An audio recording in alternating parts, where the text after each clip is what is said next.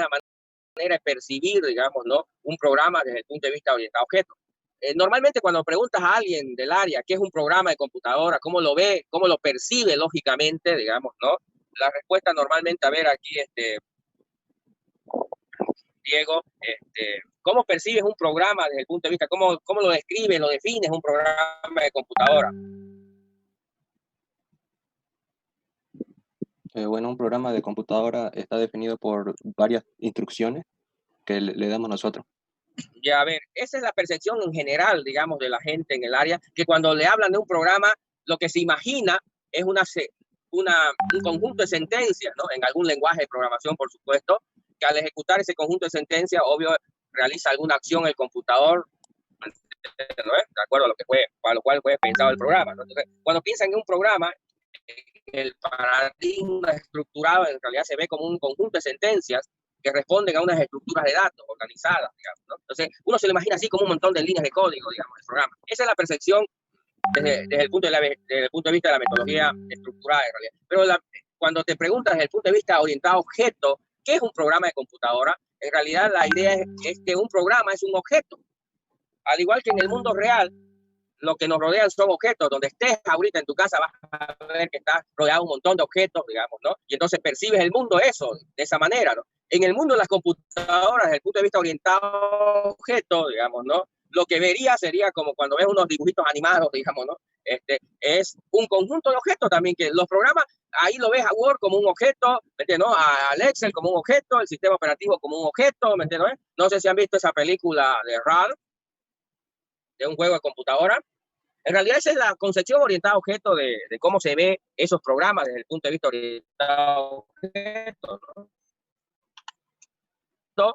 Lleno de objetos, digamos, donde cada uno de esos objetos es una aplicación, un programa de computadoras, pero que en el mundo, desde el punto de vista de la concepción de la programación, el paradigma orientado a objetos, es un objeto, digamos, ¿no? Que tiene vida propia, tiene propiedades, tiene métodos, se comporta de cierta manera. Obvio, cada objeto son diferentes unos de otros, como ocurre en el mundo real, digamos. Siempre hay cosas que diferencian a un objeto de otro, que ves un montón de objetos, digamos, ¿no? Que cada objeto hace cosas diferentes de otros objetos. Es lo mismo en el mundo de las computadoras, desde el punto de vista del paradigma orientado a objetos, un programa es un objeto. ¿Se entiende? Ya no lo veo o no lo percibo como un montón de líneas de códigos, unas debajo de otras, digamos, ¿no? Y que al ejecutar realizan alguna acción o función, digamos. ¿Se entiende la idea? Sí, Hola. ingeniero. Sí, se entiende. Ingeniero. Eso es lo principal que debes entender del concepto de la programación orientada a objetos. Obvio, el paradigma de programación orientada a objetos, digamos, ¿no? Tiende a que tienes que ver el mundo de las computadoras o de los programas.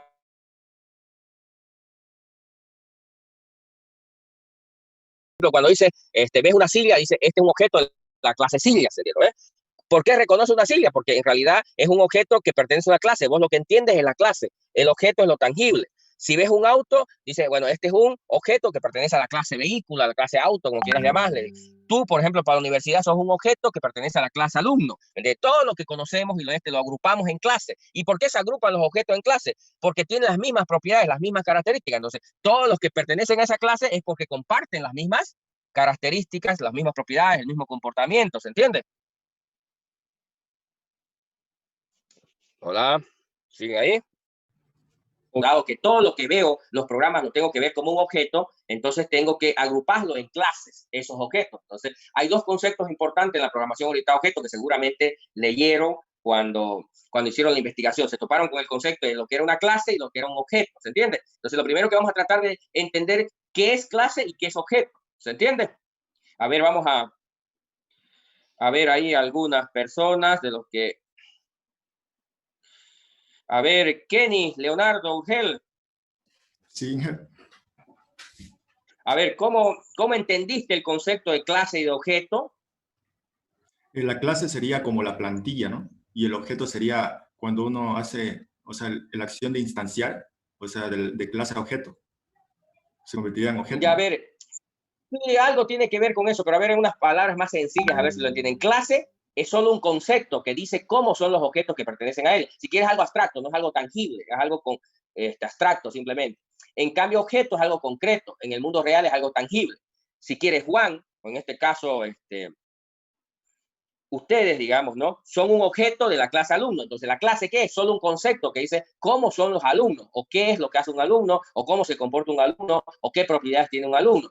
Pero eso depende de para qué problema lo estás modelando. Por ejemplo, para la universidad, ¿qué es un alumno? ¿Qué atributos tiene un alumno para la universidad? Tiene un registro, tiene un nombre, tiene una fecha de nacimiento. Esos son los atributos para la universidad. Entonces, todo aquel que sea un alumno debe tener esos atributos, dice. Y luego hay el comportamiento, los métodos. Entonces, a ver, luego vamos a hablar de ese tema, pero la idea es que la clase es el concepto que define cómo son los objetos que pertenecen a ella. Y el objeto, ¿me entiendes? Desde el punto de vista formal, ya es lo tangible, aquel que le da valor a esas propiedades. Por ejemplo, el alumno, dice la clase alumno, dice que debe tener un registro y un nombre. El registro 100 para Juan, ese ya es el objeto, lo concreto, el que le da el valor a esas propiedades. Entonces, el objeto es lo concreto, la clase es lo abstracto. La clase es la que dice qué atributos debe tener, el objeto es el que le da valor a esos atributos, ¿se entiende? El atributo es nombre, el valor es Juan, el objeto es el que le da el valor al atributo, ¿se entiende la idea? Sí, Inge. A ver, vamos a tratar de entrar en eso. Entonces, desde el punto de vista de las computadoras, cuando yo voy a crear un programa desde el punto de vista orientado a objetos, ¿qué es lo primero que debo hacer? ¿Qué es lo primero que tengo que hacer? Una clase. Una clase. En realidad es definir qué clases de objetos van a formar parte de mi programa, de la aplicación que voy a hacer. ¿Me entiendes? Es como decir, a ver, para hacer esta aplicación voy a utilizar objetos alumnos, objetos materia, objetos docentes, objetos ¿me entiendes? Voy a crear las clases. Entonces, ¿qué tengo que hacer? Crear una clase alumno, una clase materia, una clase docente. Entonces, mi aplicación va a tener objetos de esas clases. ¿Se entiende? Entonces, luego tengo que crear ya instancias, se llama desde el punto de vista de la programación orientada a objetos. ¿Qué quiere decir? Tengo la clase alumno y luego tengo que crear instancias. Juan va a ser un alumno, Pedro va a ser un alumno, María va a ser un alumno. ¿Estamos de acuerdo? Luego voy a crear, tengo la clase materia, voy a crear cálculo, voy a crear álgebra, voy a crear programación, ¿me entiendes? Voy a crear objetos de esa clase. Y tengo mi clase de docente, voy a crear ahí también. ¿Se entiende la idea? Esa es la lógica con que se construyen programas desde el punto de vista orientado a objetos. ¿Vamos? Sí, ingeniero, sí. Vamos. ¿Nos vamos entendiendo? ¿Hay alguna duda, alguna pregunta? A ver, hagan. Si es que algo no se entiende, para que trate de explicarle de la mejor manera, para que nos entendamos. A ver, veamos. ¿Alguien tiene alguna duda, alguna pregunta? Tengo una pregunta, por ejemplo, ¿cuál sería la diferencia entre, o sea, dice que se relaciona mucho lo que es la herencia y la abstracción? La parte Ya, esos son ya propiedades características en la programación orientada. Herencia es conceptual también. A ver, es lo mismo que en el mundo real. ¿Por qué se le llama en realidad? ¿De dónde salió el concepto de programación orientada a objetos? Porque lo que intentamos hacer en realidad en el mundo de las computadoras es crear un mundo muy similar al mundo en el cual vivimos, en el mundo real. Por eso le llaman a lo de las computadoras un mundo virtual. ¿Me entiendes? Entonces tenemos el mundo real y el mundo virtual. Pero lo que tratamos de recrear en el mundo virtual es similar a lo que ocurre en el mundo real. Y esa es la concepción desde el punto de vista orientado a objetos. Entonces, ¿qué ocurre en el mundo real? Los objetos heredan características de otros objetos. Por ejemplo, tú heredaste características de tu padre y de tu madre. Eso se llama herencia. Lo mismo, cuando yo creo programas, creo objetos, clases, en este caso, en la programación orientada a objetos, yo puedo crear la clase vaca y le puedo decir que es una clase vaca y le digo, bueno, vaca va a heredar de la clase avión. ¿Por qué? ¿Qué? Quiero hacer una vaca que vuele. Entonces quiero heredar características de un avión para que la vaca pueda volar, ¿se entiende? O nos entendemos, obvio, no es algo normal, pero es una idea de lo que es herencia. Herencia es eso. Entonces es lo mismo que ocurre en el mundo real. Obvio, en el mundo real no puedo agarrar yo y agarrar un perro y una vaca y decir, bueno, voy a crear algo que herede esas características, voy a crear un perro vaca, porque la naturaleza no lo permite. Pero sí, en las computadoras podía tomar las características de un perro y tomar las características de una vaca, heredarlas esas y crear un perro vaca. ¿Están de acuerdo? Porque sí es posible en el mundo de las computadoras, aunque no sea posible en el mundo real. ¿Se entiende? Porque en las computadoras yo puedo hacer que una vaca vuele, aunque en el mundo real las vacas no vuelen. ¿Se entiende la idea? Si lo puedes imaginar, lo puedes programar. Exactamente. Entonces, tenemos manos libres, somos como los dioses, digamos, somos capaces de crear lo que querramos, digamos, en la computadora, ¿me entiendes? Lo único que hace falta es simplemente las ganas de quererlo hacer y, obvio, el conocimiento para hacerlo, digamos, ¿no? Pero en las computadoras puede hacer que los objetos hagan lo que en el mundo real no lo hacen, ¿no? Estamos, aunque no tenga ningún sentido hacerlo. Estamos. Entonces, la idea es esa. Entonces, herencia es lo mismo. Entonces, yo puedo crear una clase y hacer que esa clase herede de otra clase. A eso se llama herencia. ¿Y qué significa herede? Significa que los objetos de esta clase van a heredar características de los objetos de la otra clase. Lo que quieran, digamos. En herencia, en computación, cuando hereda, no necesariamente significa que porque heredo todas las características de la otra clase las voy a ocupar. Podría solo ocupar alguna de las que heredé, no implica que las tengo que ocupar todas. ¿Entiendes?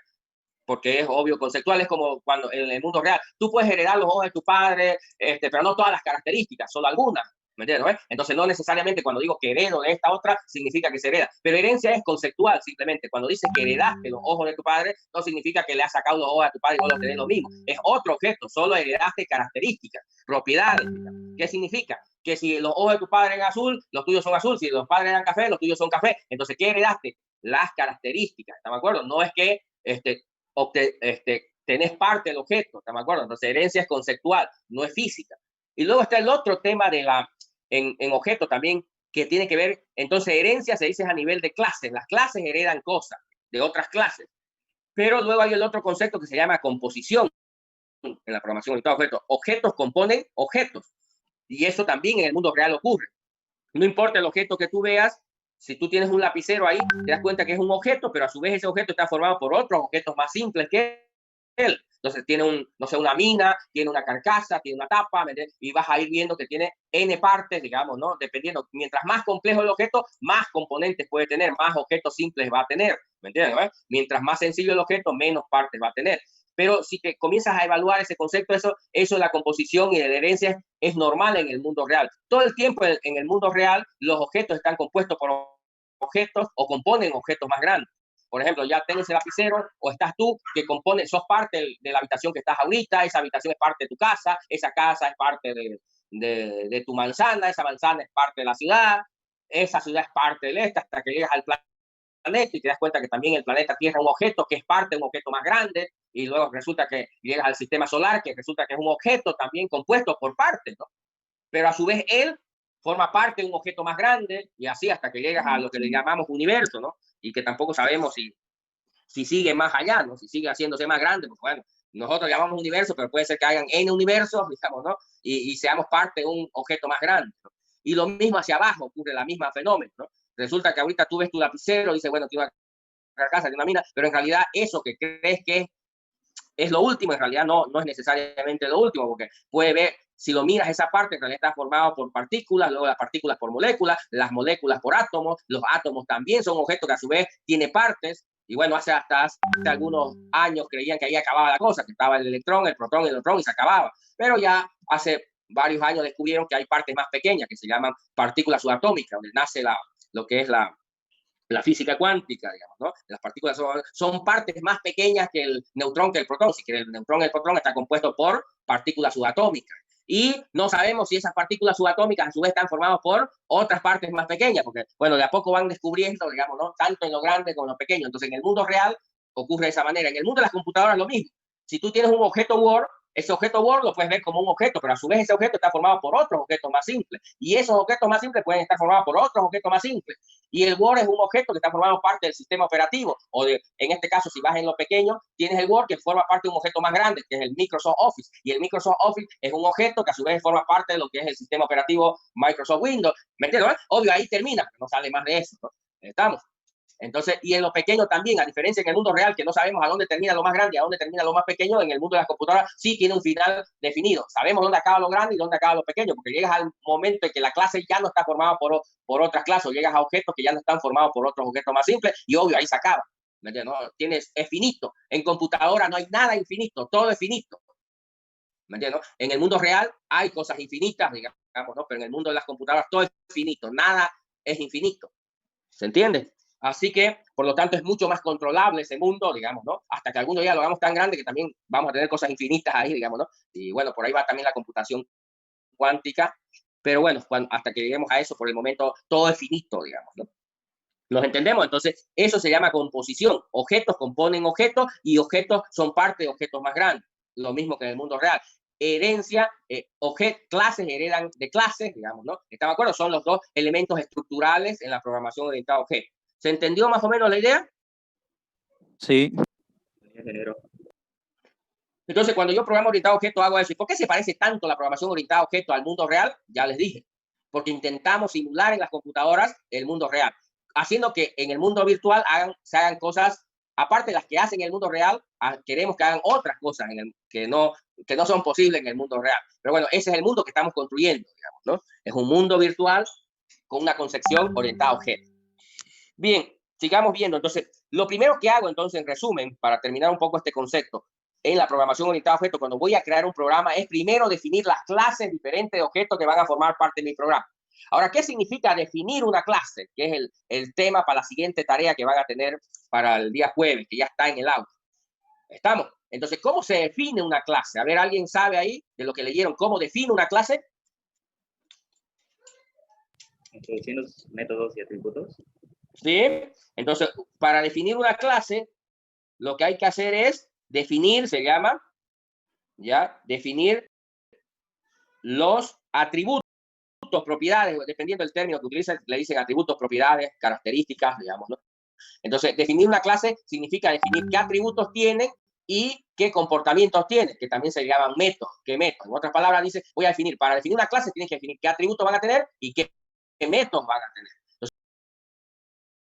Entonces, vamos a hablar un poco de eso, cómo se definen los atributos y cómo se definen los métodos para poder construir una clase. ¿Se entiende hasta ahí? Sí, ingeniero, sí se entiende.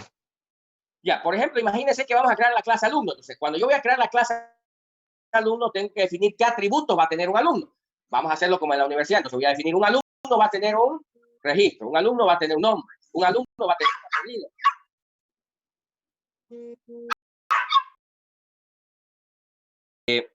Entonces, tengo que definir los atributos. Entonces, decido qué atributo va a tener. Según la universidad, necesito registrar un registro, un nombre, un apellido, un carnet de identidad, una fecha de nacimiento. Entonces, así, eso es definir qué atributos va a tener los objetos de esa clase. ¿Se entendió en términos de atributos?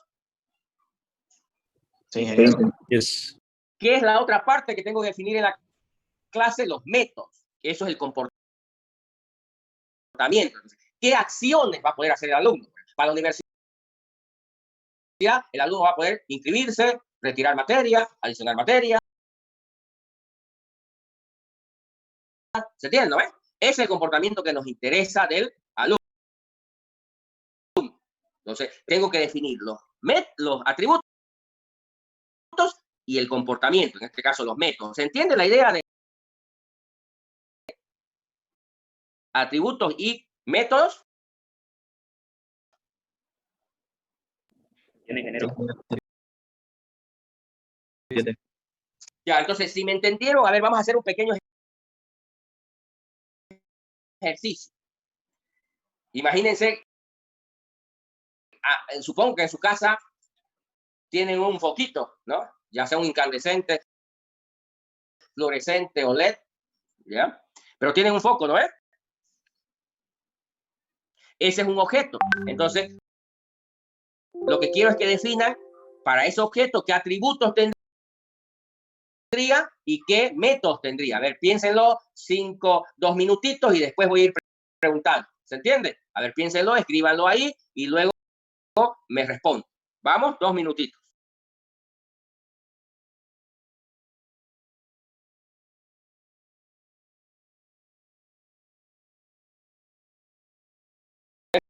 ¿Qué atributos podría tener? Marca y capacidad. Ya, puede tener una marca, digamos, ¿no? Color puede ser. La carcasa, el modelo color. también. Voltaje. A ver, vamos con calma. Está bien marca, por ejemplo, no sé, algún foco puede ser, lo más comunes acá son Philips, digamos, marcas, digamos, de foco. No hay hasta Chanchun, ¿no? Pero bueno, hay una marca, a eso se refiere. ¿Me entiendes? Un color, obvio, uno puede ser Tamaño. blanco, otro puede ser amarillo, ¿sí? Un tamaño está bien, pero es muy abstracto. A ver, Consumo. en computación Forma. tratamos de definir algo más concreto. ¿Por qué es abstracto tamaño? Porque ¿qué le vas a poner? Grande, pequeño, mediano, ¿me entiendes? Entonces, tamaño a veces se necesita hacer algo más específico. No sé, un radio, Una forma. altura, un color, ¿me entiendes? Algo mucho más concreto. Color, ¿qué más? Voltaje o consumo. Voltaje, amperaje, digamos, ¿no? ¿Sí? Esos serían atributos que podría tener el foco. Bien. ¿Se entendió, no ves? Ahora, si tengo que definir qué comportamiento, qué métodos tendría, ¿qué podría tener? La cantidad de iluminación. Apagar, encender. Ya, apagarse, encenderse. Como dice en los incandescentes, podría tener subir intensidad, bajar intensidad, ¿me entiendes? ¿No ves? Obvio, en los fluorescentes no se puede hacer eso, digamos, ¿no? Normalmente en los incandescentes sí puedes subir y bajar la intensidad, en los fluorescentes normalmente no, ¿ya? Y En los LED también puedes subir si y fuese bajar la un poco intensidad, RGB, digamos. ¿sería cambiar color? Cambio de Sí, color. podría también cambiar color, digamos, ¿no?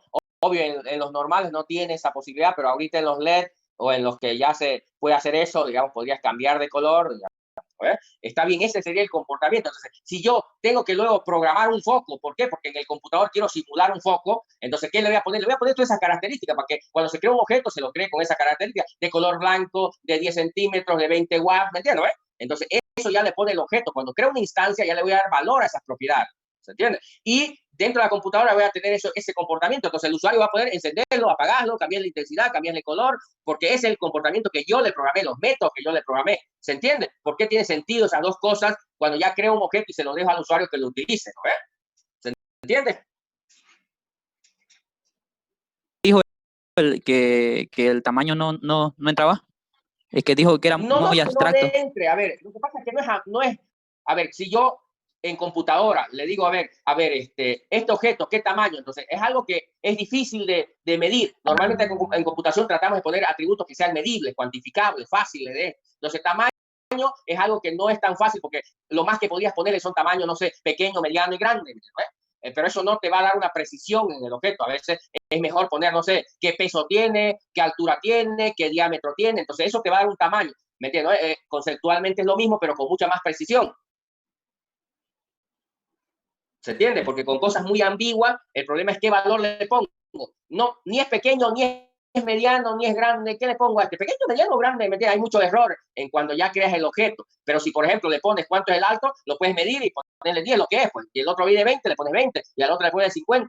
¿Me entiendes? Puedes poner N valores y no estás limitado. ¿Y qué le pondré a este? ¿Me entiendes? Porque cuando es ambiguo, ese es el problema, ¿no? ¿Se entiende la idea? Sí.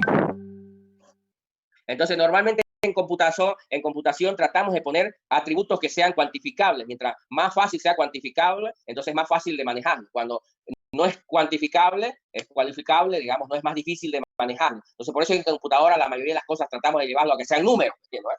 Para que sea más fácil de procesar. A eso es a lo que me refería. ¿Vamos?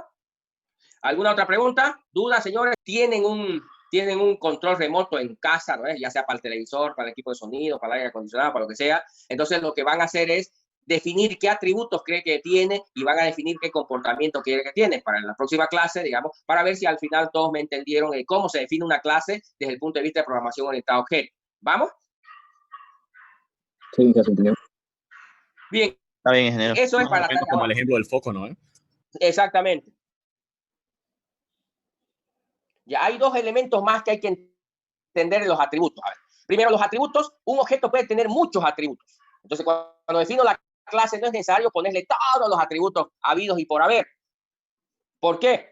Porque, por ejemplo, en la universidad, ustedes como objeto tienen miles de atributos. No tienen, pero la universidad decidió, ustedes cuando se inscribieron alguna vez a la universidad, ¿no? Entonces llenaron un formulario y le pidieron, no sé, 10, 15, 20 atributos solamente. Eso es lo que maneja la universidad. ¿Por qué no? ¿Por qué la universidad no tiene qué color es su cabello? No tiene su estatura. ¿Por qué no le interesa a la universidad de qué estatura son? ¿Me entiendes? O cuál es el color de su ojo, o cuál es el color de su cabello. Y no es porque no tengan esos atributos. Ustedes tienen esos atributos. Pero a la universidad, para el propósito, para el problema que quiere resolver, no le interesa. Entonces, cuando definimos una clase, no necesariamente tomamos todos los atributos, sino un subconjunto de atributos. Aquellos que importan para el problema que quiero resolver. ¿Se entiende la idea? Entonces, ingeniero, cuando hagamos los atributos, en este caso del control, solo tomaríamos los atributos relevantes. Exactamente, los que creen que son importantes para, por ejemplo, no sé, para una tienda que vende controles, ¿me entiendes? ¿No? Entonces, ¿qué información le importaría? ¿Me comprendes? ¿No? Entonces, no necesariamente vas a tomar todo, porque si comienzas a tomar todo, quizás no acabes nunca, digamos, dependiendo de la cantidad de atributos. Por supuesto, los seres vivos o seres humanos tenemos mucho más que una piedra o que un control, ¿no? En términos no solamente de los atributos, sino del comportamiento. Así que solo se toma aquel que parece que es importante para el propósito que se tiene. El mismo objeto, por ejemplo, ustedes son alumnos, ese mismo objeto es, ustedes son pacientes de un hospital y obvio cuando se registran en un hospital para su historia clínica, ahí sí le interesa, no sé, ¿me entiendes? ¿Qué grupos sanguíneos son? ¿Me entiendes? ¿Cuál es su estatura? ¿Cuál es su peso? ¿Cuál es lo este? Entonces, cosas, es el mismo objeto, son atributos, pero obvio, el hospital está tomando lo que a él le interesa. ¿Nos entendemos? Entonces, por eso se dice que cuando defines una clase, tomas un subconjunto, porque entiendes el concepto de su conjunto, ¿no ves? Su conjunto quiere decir menor o igual. Entonces puedes tomar todo o menos de los atributos que realmente el objeto tiene. ¿Vamos? El conjunto de atributos que tomes debe hacer único al objeto. ¿Ya? Y ahí viene un detalle, por ejemplo. A ver, ¿por qué creen que a ustedes le han asignado un número de registro? Que no es un atributo en realidad que tiene. Si observas a un alumno, no tiene un número de registro en la frente. Tiene un color de piel, tiene una estatura, tiene un peso, pero no tiene un registro. Pero, ¿qué es lo que pasa? Le inventaron un atributo que en realidad no tiene, ¿sí? ¿Y por qué se lo inventaron? ¿Quién sabe? Para que sea único. ¿Qué identificarlo? Sí, exactamente. Lo inventaron para que sea único dentro del conjunto. ¿Y por qué con los atributos que él tiene no es suficiente? Porque quizás, como la universidad solo tomó 20 de sus atributos, y esos atributos no lo hacen único dentro del conjunto de todos los alumnos, pero ese es el dominio de existencia. ¿Entienden lo que es el dominio de existencia? ¿Vieron matemática alguna vez? Sí. ¿Qué es? Mientras exista al menos un elemento que cumple la condición. A ver, no. A ver, ¿qué significa que sos único en un dominio? La ¿Que pertenece universidad al conjunto? tiene que hacerte único en qué dominio. ¿Cuál sería el dominio? La universidad tiene que hacerte único a vos en qué dominio. ¿Cuál sería ese dominio de existencia? Registro. ¿Cómo?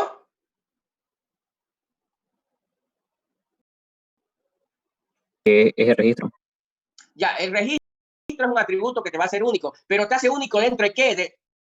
Tiene que hacerte dentro de un dominio. ¿Entiendes lo que es un dominio? Por eso le preguntaba. El dominio, entonces Nos haría único dentro del sistema de todos los alumnos de la universidad. Nos diferenciaría de todo el resto. Ya, por eso, ese registro tiene que hacerte único dentro de qué? Dentro de la facultad. Dentro del conjunto de todos los alumnos que existen en la universidad. ¿Me entiendes? En cambio, tu carnet de identidad, ese lo hicieron para que te haga único dentro de qué? Del territorio de Bolivia. ¿Me entiendes? Ese es su dominio. ¿No ves? Lo mismo que pasa con el CI, ¿no es? Ajá. Sí, pero el CI no te hace único dentro de los alumnos de la universidad, te hace único dentro de todos los pobladores de Bolivia. ¿Nos entendemos? Es más amplio el dominio del carnet que el del registro, ¿se entiende o no? Sí, ingeniero, ¿se entiende? Desde mi punto de vista, sí, ingeniero. Ya, ahora hay otro concepto, hay dominio de existencia, se llama. ¿Qué significa esto? Que te va a ser único, no solamente entre los alumnos que existen actualmente en la universidad, sino entre los que existieron antes y entre los que van a existir en el futuro. Desde menos infinito hasta más infinito. No es infinito, sino que tiene que hacerte único, no solamente entre los que existen actualmente, sino entre los que existieron antes que vos y entre los que van a existir después que vos. ¿Vamos? Ahora, ¿qué significa eso? No sé si comprenden matemáticamente o conceptualmente qué significa esto. A ver, vámonos con el carnet. Tú tienes el carnet. Si tú, bueno, si tú te mueres, no es porque deseo que te mueras, si tú mueres, ese número no se lo van a dar a otra persona. Va a seguir siendo tuyo por más que estés muerto. ¿Se entiende?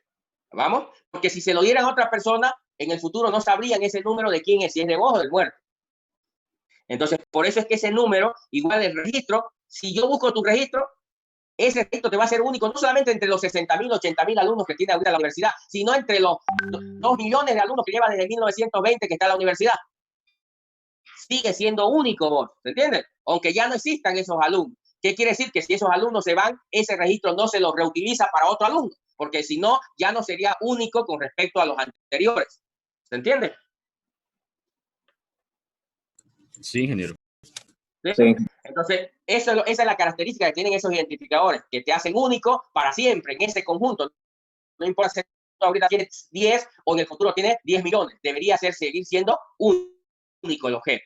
Ahora, ¿por qué me pusieron un registro? Porque el conjunto de atributos, digamos que tomaron el carnet, el nombre, la fecha de nacimiento y digamos, ¿no? Y resulta que hay otro que tiene los mismos datos y no es suficiente.